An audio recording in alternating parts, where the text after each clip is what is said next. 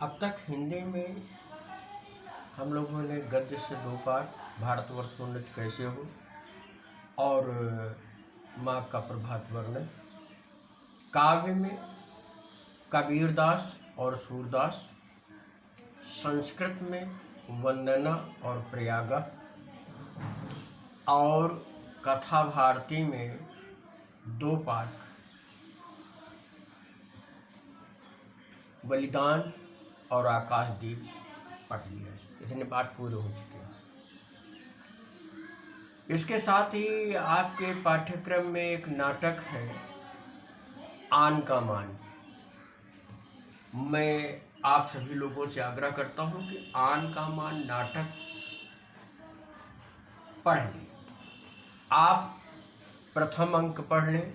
प्रथम अंक की समीक्षा से संबंधित जो वार्ता है उसको हम अगले वीडियो में भेजेंगे और इसके साथ ही कम समय में अपने पाठ्यक्रम को समय से पूरा करने के लिए अब हम गद्य में 2 पाठ पढ़ेंगे। मैंने जैसा कि आप लोगों को निर्देशित किया है कि गद्य में आप लोग सरदार पूर्ण सिंह का लिखा हुआ निबंध आचरण की सभ्यता पढ़ें। आइए देखते हैं कि आचरण की सभ्यता निबंध क्या है। इसको जानने से पहले कुछ लेखक के विषय में। लेखक सरदार पूर्ण सिंह द्विवेदी युग के प्रसिद्ध निबंधकार हैं। ध्यान रहे, जब पूछा जाएगा कि सरदार पूर्ण सिंह किस युग के, तो ये हैं द्विवेदी युग के और किस विधा के लिए प्रसिद्ध है, निबंधकार के। आप जब अपनी पुस्तक में देखेंगे तो देखेंगे इन्होंने हिंदी में 6 निबंध लिखे हैं। उसके अलावा बताया गया है कि इन्होंने 10 सिख गुरुओं की जीवनियाँ लिखी हैं। लेकिन वो जो सिख गुरुओं की जीवनियाँ लिखी हैं, वो जीवनियाँ गुरुमुखी में, इसीलिए हम इनको जीवनीकार के रूप में नहीं स्वीकार करते। अब खास बात यह है कि सरदार पूर्ण सिंह ने हिंदी साहित्य में केवल 6 निबंध लिखे। उन 6 निबंधों के बल पर ये हिंदी साहित्य के श्रेष्ठतम निबंधकार माने जाते हैं। इनके निबंधों में आचरण की सभ्यता, मजदूरी और प्रेम, सच्ची वीरता, पवित्रता, कन्यादान और अमेरिका का मस्त योगी वाल्ट स्कॉट, ये कुल 6 निबंध हैं। इनके निबंध को जब आप पढ़ेंगे तो देखेंगे कि इनके निबंध बड़े ही आकर्षक और प्रभावी होते हैं। कारण कि ये वैचारिक होते हुए भी मानवीय भावनात्मक धरातल से जुड़े रहते हैं। अब आचरण की सभ्यता में यह बताया गया है कि वास्तव में हम लोग जिसे सभ्यता कहते हैं उसका आचरण नहीं करते, अथवा यह कह सकते हैं कि आचरण करते हुए हम किसी दबाव में उस सभ्यता का आचरण करते हैं। लेखक के कहने का तात्पर्य है कि यदि हम आचरण ऐसा बनाएं जो हमारा अपना विचार हो, जो हमारे विचार के अनुरूप हो, तभी हम उस आचरण को उतार सकते हैं। और यदि हमारा आचरण सभ्यता के अनुरूप हो, तभी समाज में उन्नति हो सकती है। लेखक निबंध की शुरुआत करते हुए बताता है कि हम जितनी भी चीज़ें पढ़ते हैं, जितना भी हमारा ज्ञान है, वो संपूर्ण ज्ञान आचरण के सामने बौना है। मतलब यदि हम तमाम ज्ञान प्राप्त करें और उस ज्ञान को अपने आचरण में न उतारें तो वह ज्ञान व्यर्थ है। लेखक बताता है कि आचरण जो होता है, आचरण की भाषा मौन होती है। आचरण की भाषा मौन होती, तात्पर्य है कि आचरण को समझाने के लिए हमें करना होता है, शब्दों के माध्यम से व्यक्त नहीं करना होता। इसको अगर एक सरल भाषा में कहें, सरलता से कहें, तो उसी प्रकार जैसे कि हम लोग रोज कहते हैं कि सत्यमेव जयते, सत्यमेव जयते, लेकिन ना हम उसका आचरण करते और ना उस पर विश्वास करते हैं, तो ऐसे में सत्यमेव जयते कहने का कोई तरीका नहीं। यदि हम अपने देश से प्रेम करते हैं तो देश से प्रेम करने के लिए भारत माता की जय कहना आवश्यक नहीं है, अपितु हम जिस स्थान पर हैं, जैसे हैं, उस स्थान पर रहते हुए अपने देश की जो भी सेवा कर सकते हैं वह करें, तब वास्तव में हमारा उसके प्रति प्रेम है। लेखक बताता है कि ये जो मौन, हम किसी चीज का, किसी का प्रभाव हमारे ऊपर तीन प्रकार से पड़ता है।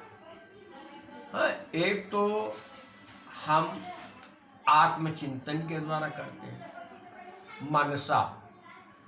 दूसरा होता वाचा, किसी की बात को सुना, हम उससे प्रभावित हो गए।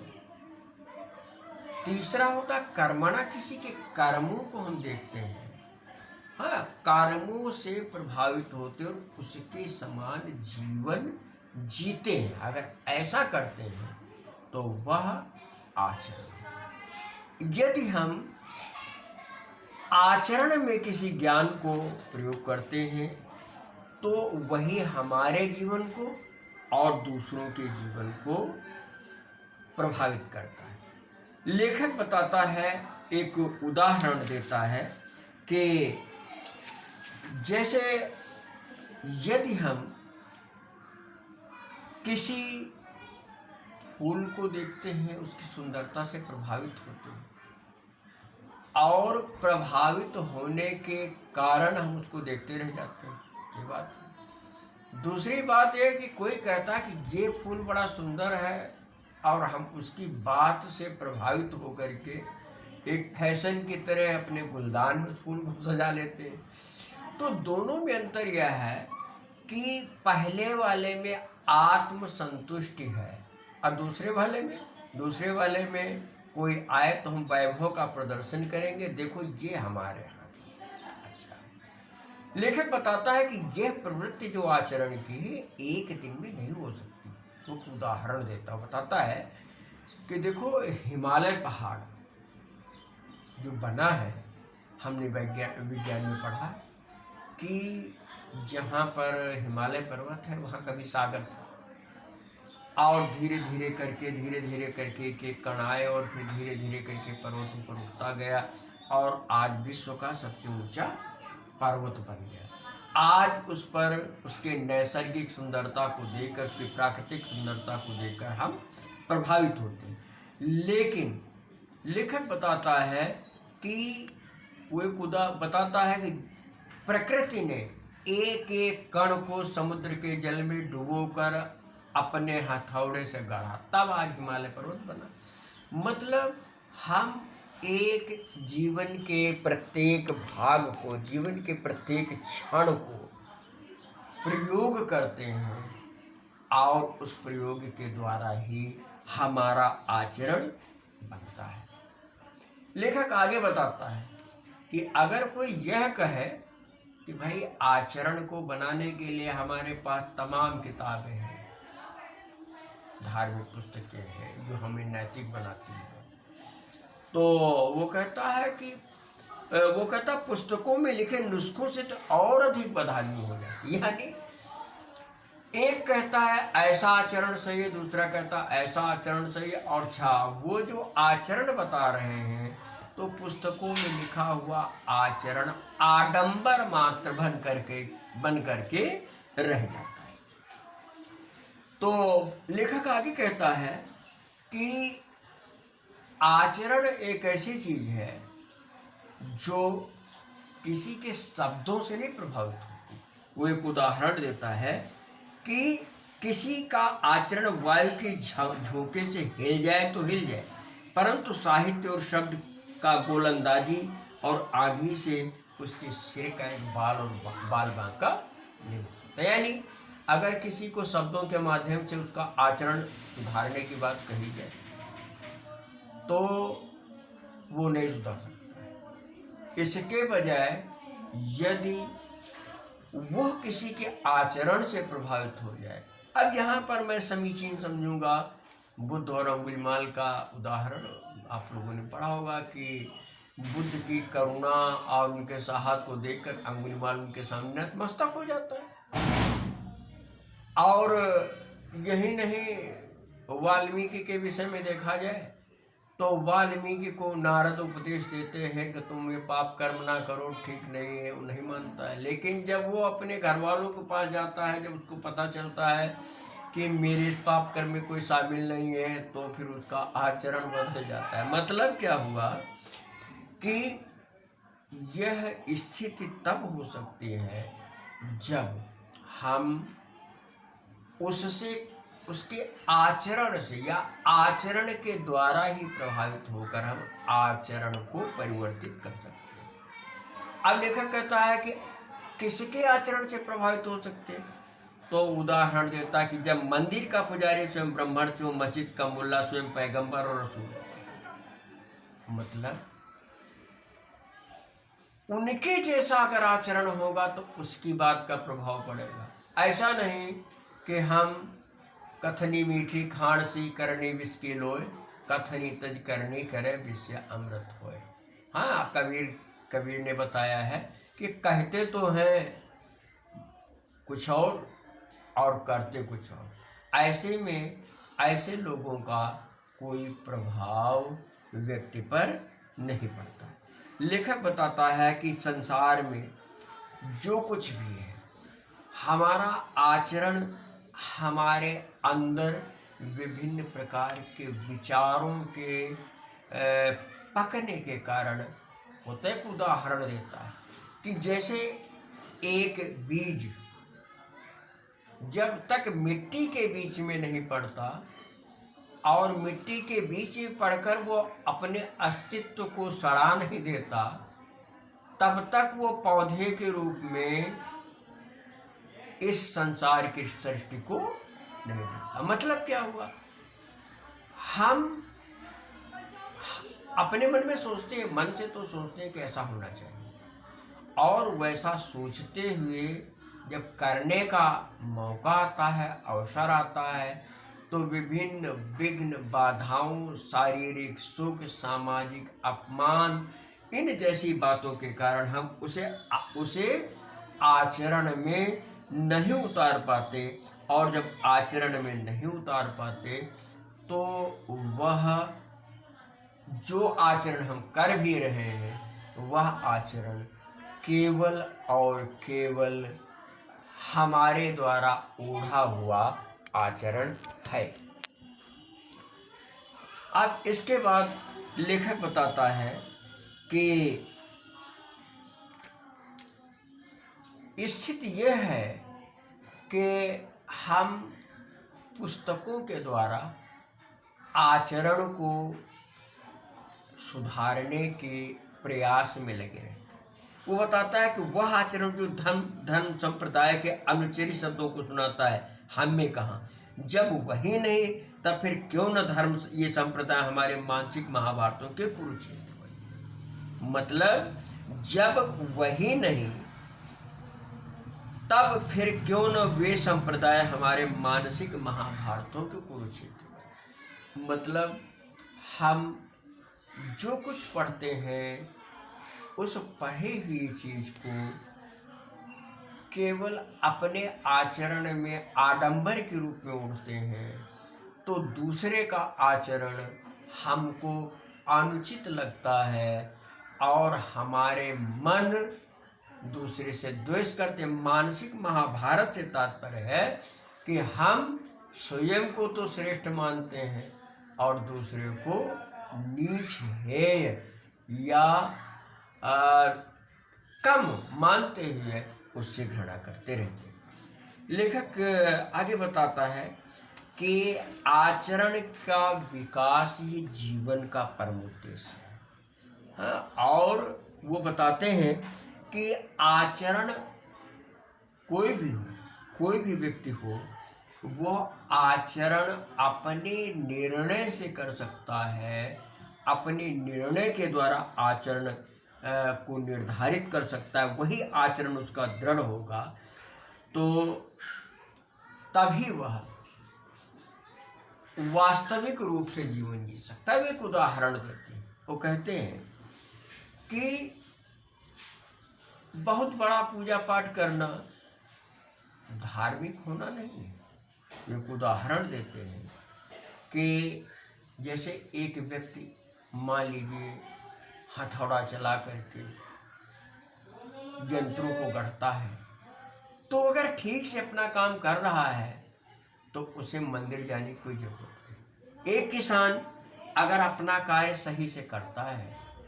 तो उसे मंदिर जाने की कोई आवश्यकता नहीं है। लेखक आगे बताता है कि स्वयं के को रख करके बताता है कि न मैं गिरजे जाता हूँ, न मंदिर जाता हूँ, न मैं नमाज पढ़ता हूँ, न रोज़ा रखता हूँ, न संध्या करता हूँ और न कोई देव पूजा करता हूँ, न किसी आचार्य का नाम मुझे पता है, न किसी के आगे मैंने सिर झुकाया। तो इससे क्या प्रयोजन? मतलब यदि हम अपने कर्तव्यों को वास्तविक रूप से करते हैं और उसमें संतुष्ट रहते हैं तो ये पुस्तकों में लिखे हुए नैतिक आदर्श हमारे लिए कुछ भी नहीं। लेखक आगे बताता है कि कर्तव्य करने से ही व्यक्ति की, समाज की, देश की उन्नति। वो एक उदाहरण देते हैं, वो कहते हैं कि मंदिरों और गिरजों के मंद मन टिमटिमाती हुई मोमबत्तियों की रोशनी से यूरोपीय शिक्षावस्था तक नहीं पहुंचा। तो उस समय जब लिख रहे हैं वो यूरोपीय उन्नति की ओर संकेत करते हुए कहते हैं कि यूरोप की उन्नति का कारण वहाँ गिरजेघर होना, गिरजेघरों में पूजा होना नहीं, अपितु उन्होंने कठोर परिश्रम से यंत्र बनाए और इस प्रकार के लोग हुए जिन्होंने अपने सुखों को तिलांजलि दे करके लोगों के कल्याण के लिए कार्य किया। तो उन देशों की, उस द्वीप की, उस महाद्वीप की उन्नति हुई। वे एक उदाहरण और देते हैं, वो बताते हैं रॉबिन हुड एक डाकू था। ठीक वैसा ही डाकू था जैसा कि हम अपने देश के सुल्ताना डाकू में कल्पना करते हैं कि अमीरों को लूटता था, गरीबों में बांटता था। आप देखें, लूटना तो काम गलत है, डकैती डालना काम गलत है, लेकिन उसके इस कार्य से ही धन का समान वितरण दूसरे से छीन करके गरीबों को देने की जो प्रथा है उससे ही समानता है। कि वो यही बताते हैं कि रॉबिन हुड जैसे व्यक्ति से ही नेल्सन और वेलिंगटन जैसे अंग्रेज विरुद्ध हट जाता है। यानी उसका जो छीनने का सिद्धांत है, उसी छीनने के सिद्धांत से एक आदर्शवादी संकल्पना हुई। वे अपने देश के लोगों की ओर संकेत करते हैं कि हमारे देश के लोगों की अवनति का कारण मात्र यही है कि हम लोगों ने अपने पूर्वजों के उन पूर्वजों का अनुकरण नहीं किया जो पूर्वज श्रमशील थे। हाँ, वो बताते हैं कि हिंदुओं का संबंध यदि किसी प्राचीन असभ्य जात से रहा होता तो उसके वर्तमान वंश में अधिक बलवान श्रेणी के मनुष्य होते हैं। वो आगे बताते हैं, यदि वे किसी जंगली जात की संतान होते तो उनमें भी ऋषि और बलवान योद्धा होते। यानी जो संघर्षशील जातियां होती हैं वे उन्नति करती हैं, जो संघर्षशील नहीं होते हैं वे सदैव अवनति की ओर जाते रहते हैं। लेखक बताता है कि जितने भी धार्मिक आडंबर हैं, वो जो योगियों द्वारा की जाने वाली क्रियाएं हैं, नीति नौली, उनके विषय में बताते हैं कि उनका सबका करना व्यर्थ है। यदि आदमी शारीरिक श्रम करता है, वो कहते हैं अगर व्यक्ति समुद्र में तैर रहा है, नदी में तैर रहा है, तो उसका व्यायाम स्वाभाविक रूप से हो जाता है। उसके लिए मन को एकाग्र करने के लिए नीति नौली जैसी क्रियाएं नहीं की जा सकती। और यदि हम आध्यात्मिक जीवन में जाएं, हम सब कुछ त्याग करने का प्रयास करें, जैसा कि सब जगह बताया जाता है कि त्याग से ही भगवान मिलेंगे, तो बताता है कि जब आदमी भूखा होगा तो उसको सूर्य और चंद्रमा की दो रोटियों की तरह लगेगी। मतलब यह है कि भूखे भजन न होए गोपाला। इसलिए हम भौतिक संस्कृति को बिल्कुल त्याग कर आध्यात्मिक संस्कृति को ही अपनाएं, ऐसा अव्यावहारिक है। लेखक बताता है कि यदि हमारे आचरण के सभी आयाम इस प्रकार वास्तविक जीवन से संबंधित हो जाएं, तो हम आंतरिक सुख का अनुभव करेंगे और संपूर्ण समाज आंतरिक सुख का अनुभव करेगा। वे उदाहरण देते हैं कि जब इस प्रकार की आचरणमयी सभ्यता होती है तो कहते हैं कि हम नर नारी पुत पोत खेलते हैं, प्रभात हो जाता है, प्रभात का गजर बज जाता है, नारद की वीणा लापने लगती है। मतलब जो बताते हैं, जिनको बताया गया है कि वे स्वर्गिक संदेश लाने वाले क्या कह सकते हैं कि प्रतीक हैं, वे सब हमारे अंदर घटित होंगे। लेकिन कब?